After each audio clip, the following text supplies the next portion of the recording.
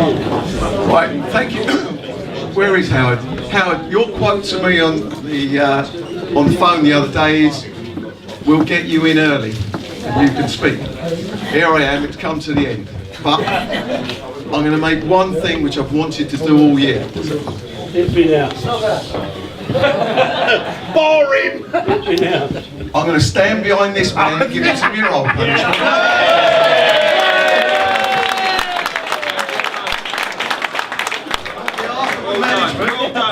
You're going to get some. So, this was only going to be a couple of minutes, but the fact, 90 minutes for every home game this year. Don't forget the away ones. You ain't been near the dugout then, mate? No, seriously. He has been a pain in the backside, but nevertheless. He said worse than that before. I had a little look back and saw what I wrote at the beginning of the season, just in the programme notes, and the bad news is I can't bloody see them now because I ain't got my glasses on. But it's basically the next month is going to be littered with ups and downs, so no matter what, let's get behind the lads, enjoy the new experience in the conference, and hope that we can create a winning atmosphere here at the Vale. That didn't bloody work, did it? Good away though. It's easy managing and supporting a winning team, which we knew last year when we won the league. What happens if things get difficult? And by God, did they get difficult at the start of the season. The thing is, we came through it with a little bit of belief. And it's interesting, that first game of the season, you look back and I think there's been an awful lot of changes. First game of the season, the players that are no longer here are only Jack Mills, Luke Pigden and Michael Malcolm. I think that's credit to the squad, the way they've stuck together. I know we've got one or two new fellas come in, but the way the club has stuck to it, the supporters and the players, I think has been outstanding. So fair play to them, well done.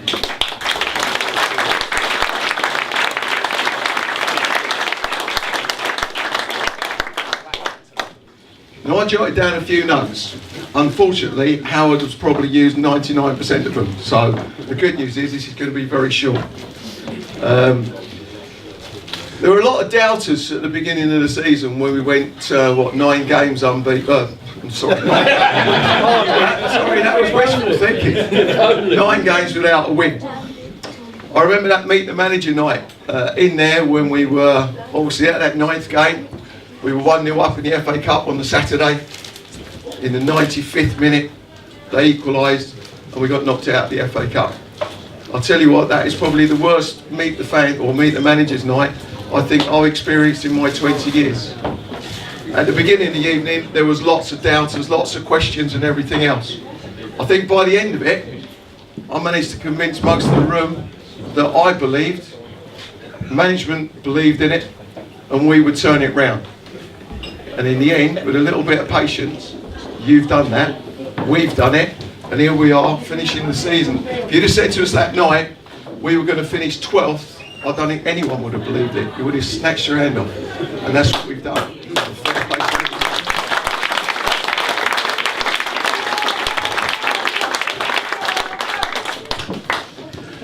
Just personal moments. And some of them have been up on the video watching just now. Worst moment was probably getting knocked out of the FA Cup, or drawing it here was probably the worst. Then St Albans at home, because I thought we were absolutely awful that day. Best moments, or best wins, White Hook, because it was the first one, and the backs against the wall, desire and spirit of the group.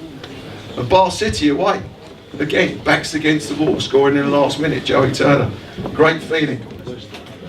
Best goals? It's got to be Elliott's, isn't it? Chelsea. Yeah, especially as it wasn't on video, fair point. Obviously Chelmsford, Jeff's goal at St Albans, Jeff's goal there, where he battled against the defender who knew he had no bloody chance against him. And another great goal this year, Bowleys. Trouble is, it was bloody against us, mate. Early part of the season.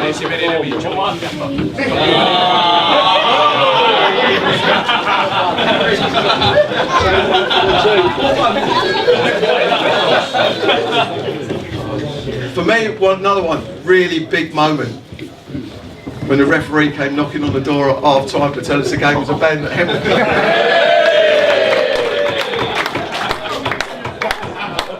Great atmospheres down here. Having a game at home, a 2-2 draw. When I got sent off. And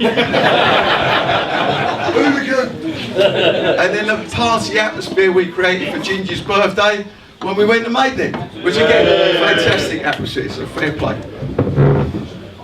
Quick reflection on away form compared with home.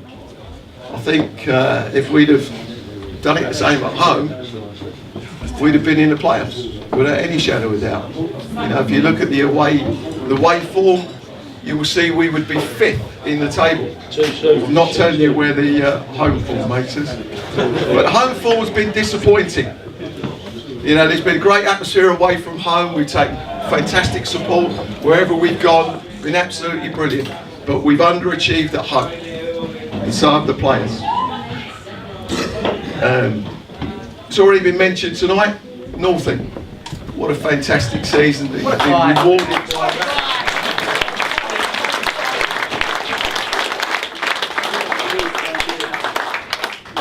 I think defensively we've done well on numerous occasions. There was a few hiccups at the start of the season, and it's already been mentioned. He's been out here. Wes, I think, has been outstanding this year.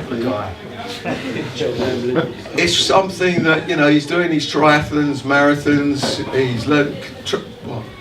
Obviously, his accountancy means that he's off to night school and everything else. He does well actually to fit football in. But fair play to him. I think he's been outstanding this year.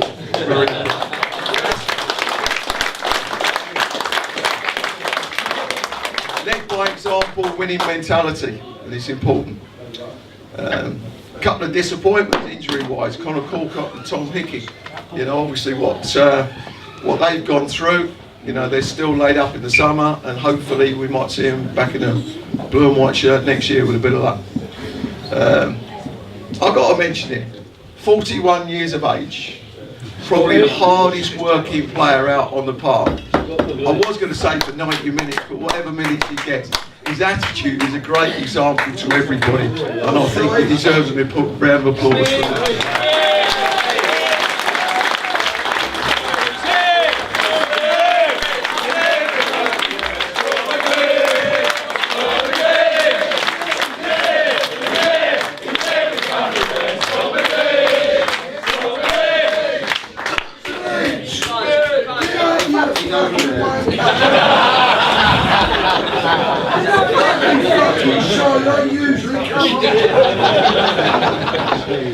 And again, Jeff's been mentioned, but I've got to say thanks to him as well, because there was an awful lot of doubters when he came in. There was an awful lot of critics, not just to him, towards me as well. And I think overall, he proved them wrong. So cheers. And that's echoed apparently by a few of the lower Stoss fans who are really sorry to see you go.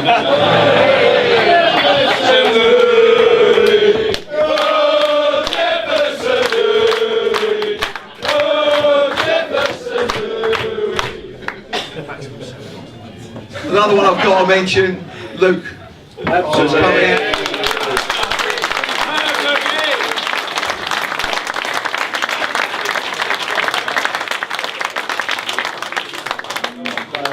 The biggest problem you've got with loan players, they don't always care because it's about their careers. So they go to clubs and it's all about them personally as opposed to the team. That could never be said about this young man, whose attitude and desire to want to play football.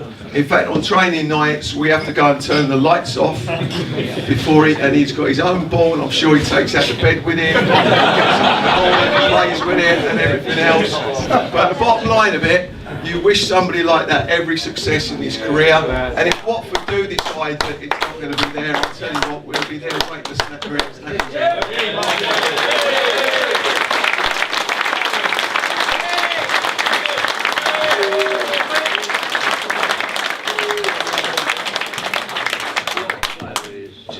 And I just look around the group there, and I think there's a few of them who've thought I was a pain in the arse this year on a few occasions. In fact, probably all of them do, but still.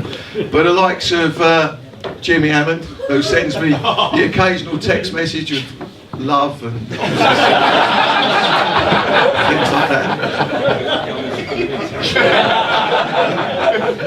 I'm always lucky in his good mood. I'll give you an example of his text message the other day when we asked the lads if they could come down and help out, you know, do a bit of coaching with the youngsters. And his text message went something like, on one condition, that you're playing, so I can tackle you round the neck where you deserve. Sorry, 2-footed round the neck. And I took that to mean, yes, Gaffer, I'll be there. You're well loved, Gordon.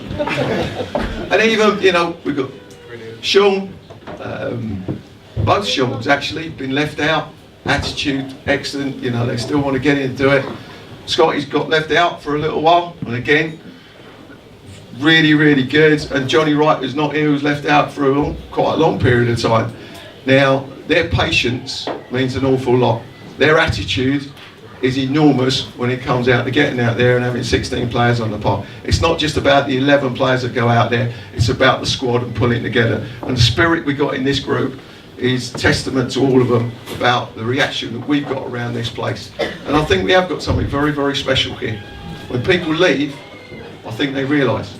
So much so that one of them came back after 2 years. And he thinks I'm a pain in the arse because he's come back and sat on the bench 99% of the time. But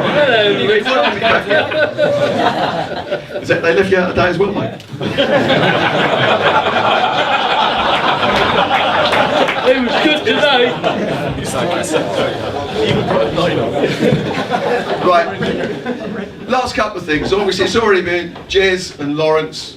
I think everybody else has said it, but from my sincere thanks, particularly to Jez, because I often have one of those phone calls where it's help, what can you do? And without any fuss, a couple of weeks later, you know, he's normally come up trumps. Not quite what we want, but normally come up trumps. So thanks very much. Laura,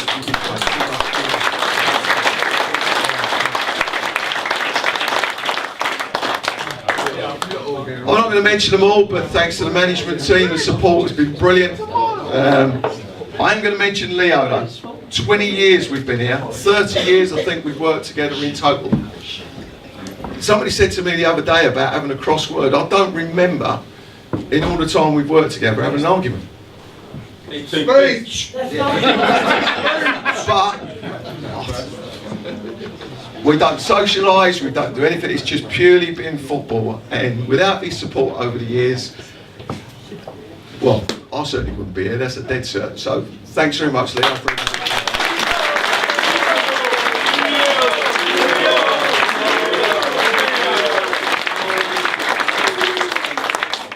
I remember 20 years ago persuading him to come here, and I said, look, it's a great club, they've done this, done that, but they're in administration.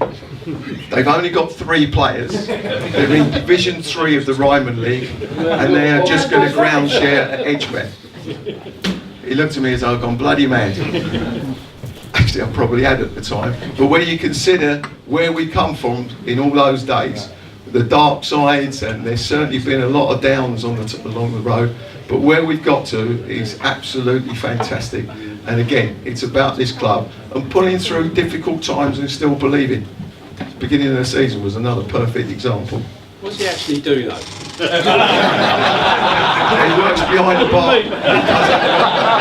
Good question though, Mark. I know what he does, that's all that matters.